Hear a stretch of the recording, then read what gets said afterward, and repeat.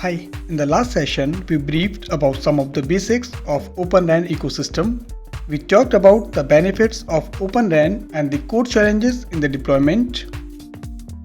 In this section, we will talk about the architecture of Open RAN and traditional RAN.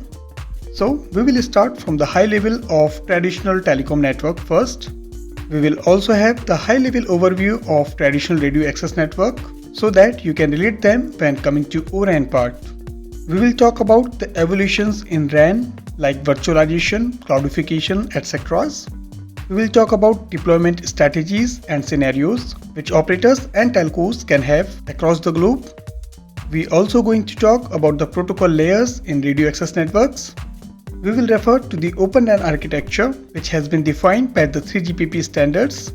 We will talk about 3GPP split 2 which is on higher layer. We will also refer to the another Open RAN architecture that has been developed by the ORAN alliances.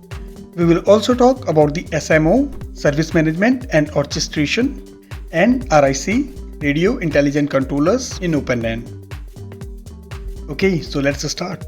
In this session, we will understand high-level architecture of traditional network system and we will see a real-life radio access network system. In the screen, this is some high-level architecture of a traditional network system. So, as I said, there are three main sections of any telecom network. First is radio access network, RAN or RF we say generally. Another is core unit and there is transport section which interconnects RAN network and the core network. So, as you see, radio access network is closer to the users, generally a mobile phone. We also say UE, user equipment. And all the user traffic and control traffic are transferred between the RAN network and the core network by the transport, which includes multiple hubs and many switches in between. The last section is the external part of the network like internet and PSTN etc. and all the data routed to the users from internet to core, then to RAN and then to UE. Let's have a quick example. So you as a user wanted to watch this video from YouTube from the telco network. Then UE or mobile will send the request. This request will go through to the RAN network and then reach to core network through the transport network.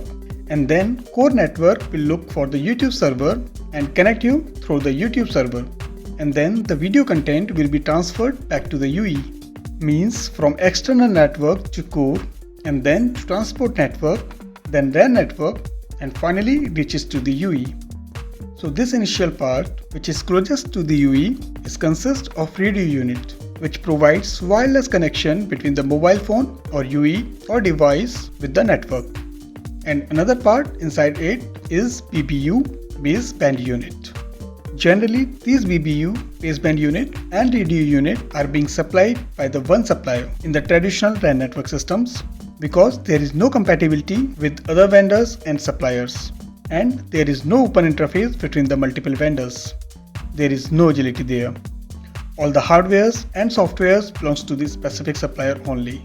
So no flexibility, there is no disaggregation functionality in traditional RAN. Everything is preset in the hardware and software configuration. You cannot move functionality at different levels based on your needs. Hence, no control on the latency and other important factors. All the innovations and new development are just dependent on the supplier wish because there is no third-party functionality is allowed. So, if some operator and telco wanted to integrate any new functionality, they are only dependent on their supplier in traditional RAN systems. They cannot use any third-party functionality and applications from other suppliers which can be easily available in softwares and IT space. But with the Open RAN concept, they will allow to use any third-party functionality and applications from any supplier. Anyway, in the screen, there are some real pictures of traditional cell or site. You can see them very easily around you.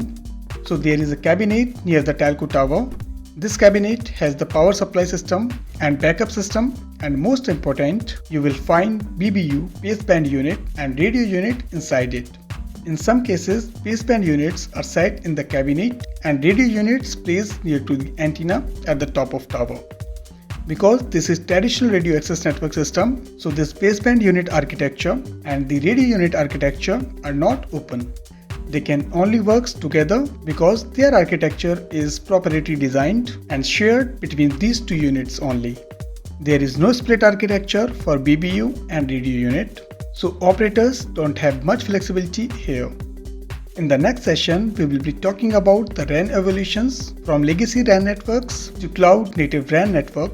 We will talk about disaggregations in RAN, and we will also talk about the deployment possibilities and stages. So stay tuned for the updates.